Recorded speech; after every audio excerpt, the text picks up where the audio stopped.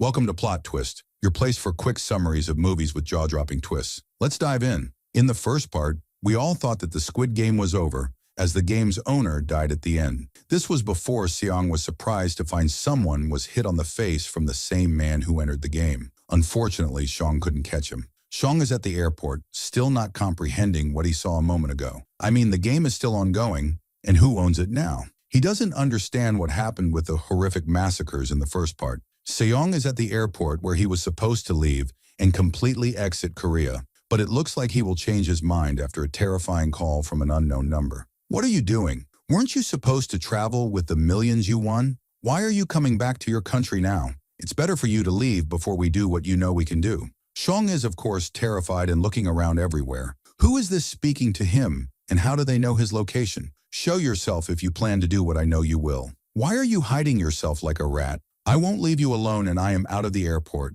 I will stop you at your limit. I won't rest until I know exactly who you are. Seong gets into a taxi and tells the driver to take him back to Seoul. The first thing he does when he arrives is buy a knife from a supermarket to see if these criminals have placed a tracking device anywhere on him. Seong is moving the knife on his entire body, hoping to find any metal or something that isn't implanted in him. Indeed, he finds a metal device next to his ear and realizes that they are implanted after he won. The murderers implanted this device inside his skin during a secret surgical operation. Seong is now cutting off his ear to remove the tracking device, and the child with him in the bathroom is shocked by this crazy person who seems to be challenging fate. He doesn't know that this crazy person is the one who will save him from his bleak future, because the game will not end. People will be the ones to end it all. Do you remember the officer and angel who were thrown into the sea by the game's criminals? Of course, we remembered him, especially since he was thrown into the sea after being shot mercilessly. After 2 years of the officer miraculously returning to life, we see him again, having left the Major Crimes Division. He sees his colleague making fun of his appearance. "So you left your division to stop cars and motorcycles, you fool." They sit together afterward to talk a bit. "I mean, you sacrificed everything for what happened years ago. What can we do?" "I'll say what I said before. You are an officer and know how things work here. There is no crime without sufficient evidence to prove it. You kept saying there are criminals killing people and playing games on an unknown island. Who will believe this without photos and evidence? I believe you, but those older than me will never believe it. Even the photo you will show on your phone, the phone in the sea that you said you lost. Just forget about what happened and move on with your life. Where is Hwang, who I knew was the best officer in my division, the one who can solve cases that no one else can?" Hwang says, "Sir, I'm crazy and foolish and rambling. I will not come to this division again until I find strong evidence. As long as people in the division don't see me as a crazy person with hallucinations, is there anyone working in our division who also has hallucinations? That's not right. I will get treated first and come back to you with the evidence you want." Then he remembers his painful memories as we all were shocked that the one who was shot was his brother. He was actually playing the game to find his brother, whom he knew was participating in it and was afraid for him. But his shock was that his brother was one of the founders of the crazy game. And of course, he won't let him leave the game while knowing his secret. He shot him with a bullet and then threw him into the sea. Now the officer is determined to take revenge on him. Now Seong is monitoring all the movements of the people around his company because he knows that the game owners are definitely watching him and won't leave him alone. Suddenly, someone knocks on his door at this late hour when no employee would come. Seong approaches the door and wonders, who would come now? He opens the door and is shocked by the guy who is there. It's the game owner, holding 2 heads of his murdered colleagues. But thank God, this is all a nightmare. He is dreaming of it, but the door is knocking in the same way now, terrified that he might get the same thing he dreamed about. But no, it's someone else entirely, whom we know well. Surely you remember him? It's Kimmy, who signed a waiver for his debt. Now Kimmy is one of Seong's men who pays him his salary. Kimmy is now saying, "Look, I don't want to discourage you, but my men are after this guy. The one giving announcements to people in stations and airports. He's not around, Seong. We've been searching, but there's no one doing that." "Okay, Kimmy, is this money enough for you and your men to believe me and continue with your task?" Of course, Kimmy doesn't believe the millions placed in front of him. He thinks to himself, this guy looks foolish and is just wasting my time. Is he really going to grow this money for hallucinations in his head that never happened? "I want to tell you, Kimmy, that this is not the only money I will offer you. The first one to find this guy will get 500 million in cash." Of course, Kimmy tells him, My men will search underground if you want. Kimmy goes to his men and tells them they will search again. Of course, the men are very reluctant. We are still going to follow this madman? We already know this mission is a nightmare. Speed and kidnapping. You see the money he brought me? There's even $1 million for the first one to find the guy we want. The gang and the annoying crew change their minds in a second. The next day, Huang goes to the one who saved his life, the fisherman. The one who ended up in the sea was injured and in critical condition. He was taken to the hospital. His life was saved by a divine miracle, and now he's alive. He's currently accompanying them to the next island. Every day they visit islands in Korea to search for and locate the mysterious island, the one filled with corpses left unburied. He gathers all his men to describe the wanted man and what he's doing. The men are, of course, excited because of the reward Sung is offering. Now they're heading to different train stations. All of Korea's stations are under surveillance and control, but on the first day, they found nothing. Unfortunately, on the second day, the mysterious man still didn't appear. Day after day, the men scoured all the stations, but to no avail. Meanwhile, the gang and Angel are still searching for the lost island. They visited all of Korea's islands, but still it hasn't been found. The fisherman says to him, "Man, I regret saving you. I wish I hadn't. The mysterious island is where people are killed in childish games. You should thank God for saving your life because if I'd been annoyed, I'd have thrown you into the sea." He then says, "It seems there's no hope left. We've searched everywhere and exhausted ourselves since you left the hospital. Let's return to Seoul and chat a bit." Now he's sitting with his driver Choi, who asks him when they'll take Sung to the mental hospital. "What do you think about robbing him first and then admitting him to the psychiatric hospital? We've been chasing him for 2 years, knowing his story is fake. What's this nonsense about killing people on a mysterious island? And who's this man attacking people in the stations? He hasn't shown up once in 2 years. Kim responds, "Man, I know it's nonsense, but as long as he's paying, we'll keep going. But honestly, it's a good idea to rob him and then send him to the asylum. That's my kind of thinking." While they're mocking Sung, they're shocked by what they see and hear, loud enough to make even the deaf hear. The man wearing the outfit perfectly matches Sung's description. Kim quickly calls Sung and tells him, "We found him, boss. We're at Yonggak Station. Come quickly before he escapes." Sung replies, "Don't let him get away. I'm coming right now." Indeed, Kim and his crew follow the man closely, not letting him out of their sight. We see the man take a card, likely a debt card, from the ground. He talks to his lover, who isn't answering. He's holding the same card that will destroy her life. Now the madman is buying 100 loaves of bread and 100 lottery tickets. What could his cunning mind be planning with these? Kim and Choi have been tailing him since then, reporting all his movements to Sung. Now the madman goes to a begging area in Korea. He approaches a beggar and says, "Excuse me, sir, would you like to take this?" He gives him a choice, a loaf of bread or a lottery ticket. What will you choose? The greedy beggar chooses the lottery ticket but wins nothing. The madman even takes ½ pound from him for the encrypted lottery number and refuses to give him the bread. This happens with all the beggars in the area, who all choose the lottery ticket out of greed and win nothing, except for one, who takes the bread and doesn't give in to greed like the others. All this happens while Kim and Choi are watching, completely baffled. "It seems there's someone crazier than Sung, boss," they say. "But stay quiet, or he might notice us. He seems even more dangerous." The madman now tells the beggars, "You did this to yourselves. A bunch of fools like you thought luck would be on your side. You could have taken the bread and gotten something useful." He throws the bread at them and says, "Here's your bread. Eat it off the ground, you fools." Meanwhile, Sung is speeding in his car to catch him, but gets stopped by the police for speeding. They recognize him as the participant in the deadly game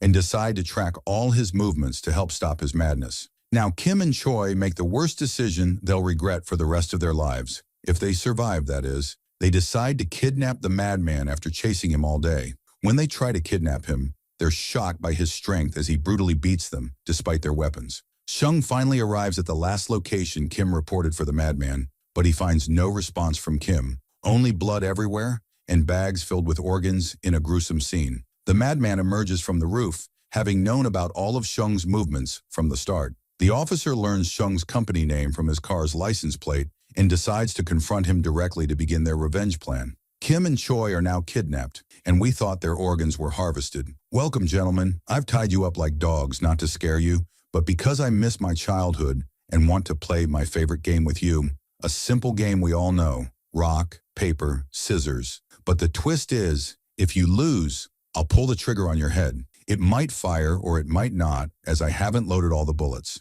And of course, if anyone cheats or quits, they'll automatically lose. Let's play. They play countless rounds with luck saving them each time until the madman loads all the bullets. This time, the loser's fate is sealed. The loser is Kim, who gets shot in the middle of his head. Congratulations, sir. You're the winner, and you'll receive a big prize shortly. Now Officer Wang arrives at Shung's company, only to discover it's not a company at all. It's filled with remnants of the deadly games he won. Suspicious, he hides when an employee suddenly appears. After the employee leaves, he searches through all the documents to find Shung's home address. Shung returns home, feeling defeated, thinking he was close to catching him. He enters his house only to regret it immediately. The madman is waiting for him by his bed. "How are you, champ?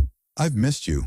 I heard you've been asking about me and looking for me everywhere. I've come to meet you myself and play a fun game with you. You know, Shung, no one can meet me without playing a game first." Shung, enraged, says, "I'll play with you, but after that I'll kill you. I might spare you if you take me to your boss, the one you're working for. Who's behind this new game? I won't let you do to others what you did to us." The madman replies, "What do you say, Shung? Let's play first, and then I'll tell you what you want. If you win, I'll put the gun in front of you and spin the barrel. And if I destroy your side, hold the gun and press the trigger to your skull. I'll do the same too. For your information, this gun has only one bullet, meaning only one of us will die." They continued playing together, and luck was on their side every time. Of course, they knew the gun had 6 bullets, but 5 of them were empty now. Sungi held his gun first, but luck was on his side, and he lived. Now the madman was supposed to tell him the identity of the criminal mastermind behind the game as they agreed. But the madman chose suicide over revealing to Seong what he wanted to know. However, before taking his own life, he told him something very dangerous.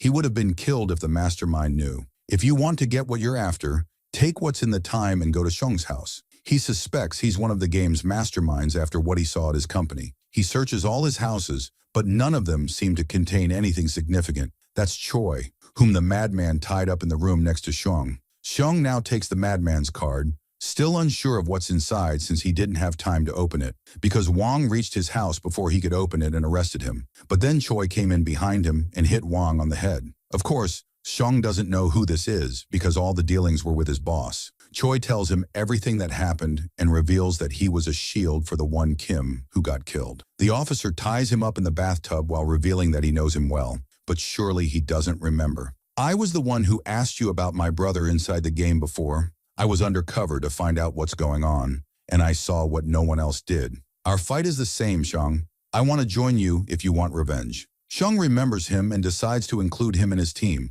He takes them both to a secret room containing all the money he won from the deadly game. "This money won't be spent, not even a penny, except to take down those bastards. This money won't be spent, not even a penny, except to take down those bastards. I've discovered something dangerous that will help us against them, and that's the only good thing this madman gave me in his card before he killed himself. The masterminds will be at a Halloween party in a certain bar. We'll all go and arrest them, and these are the weapons we'll use. But we need skilled men to recruit," Choi tells him. "Leave this to me, boss. The men are ready as long as the money is there." A new character appears in the series named New. She's kind and loves children because of her career. You'll find out later what exactly her new job will be. Seong is determined not to return to his area until he takes revenge on the game's killers. He can't look anyone in the eye. How could he tell them he won this money by killing people? They find someone whose job is to locate wanted individuals. To find a woman, the last thing they know is that she's in North Korea. The broker discovers she has tuberculosis.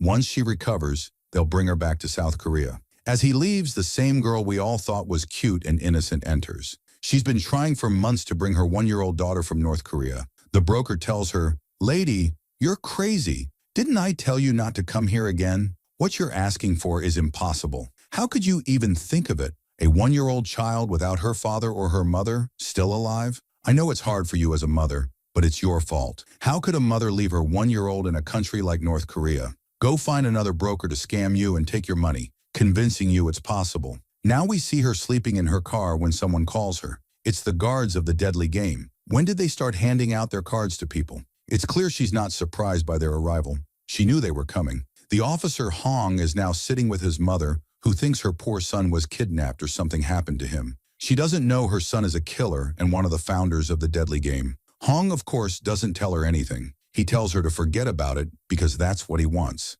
But how can she forget? Now the new character, Nu, resigns from her job and everyone is surprised. Why she resigned, she was so happy. She says it's due to health reasons, but it's clear there's more to it. As she's leaving, she sees a child she used to play with being taken by an ambulance. She decides to go to her and give her a hat she dropped. Xiong now begins his revenge plan. The first step he took was installing a tracking device in a tooth he had replaced. Meanwhile, the woman puts the hat in the child's bed and leaves quickly before the child's father enters and sees her. The necessary training has now begun, and the plan is almost complete. Everyone is armed, and there's no rest until they finish off the game's masterminds. After the day's training, Xiong calls his daughter in America. She speaks in English and doesn't recognize him. Xiong doesn't say a word and just cries while listening to her voice. Her voice will be his motivation as he starts his revenge plan tomorrow. The woman now calls the game and asks where to meet them. They give her the full address where she'll meet them later. Meanwhile, Seong arrives at the party where the masterminds will be. He sends Choi and the men outside to monitor. Officer Hong sees the criminals arriving at the place from outside. He goes out to arrest them and informs those inside the party. One of the game's guards approaches Seong, while another shocks Choi with electricity, paralyzing him. Wang sees Choi being electrocuted and can't move. Where's Seong? Surely the game guards has kidnapped or done something to him. One of the game's guards walks in front of him and tells him to follow. He's led to a white limousine and gets in with them boldly. Wang sees this and orders all the men to follow them using the tracking device. Inside the car, a tense conversation takes place between Seong and the mastermind for the first time. I'm here in front of you, Seong. What do you want from me? I want you to stop the game, you scum. You won't change the world, Seong. The world needs to be rid of the trash and scum that serve no purpose. Instead of thanking me, I'm the one cleaning up the world. No more children born into suffering and poverty. If all the poor died, Seong, the world would be a different place. No one will recognize me, Seong, even if I die. Someone else will take my place, and your men following this car won't help you. Now all the cars are being shot at by the game's snipers. Seong realizes through his secret communication device that all the men's cars have stopped. At that moment, Xiong pulls out his weapon on the doll in front of him. He pauses for a moment and surprises us all with his decision. I want to return to the game. The mastermind is shocked by what he says. You want to play again? Didn't you want me to stop it? As you wish. Close your eyes because what you know is about to happen. Seong is being deceived, and now we see another twist. We return to New Now, and we're shocked by what she's wearing. It's the uniform of the suicide game guards, and she has decided to be among our executioners. Now Choi Huang is on an alternative plan to eliminate the game's executioners. On the boat with the fisherman who saved Huang, they move towards the tracking device in Xiong's teeth.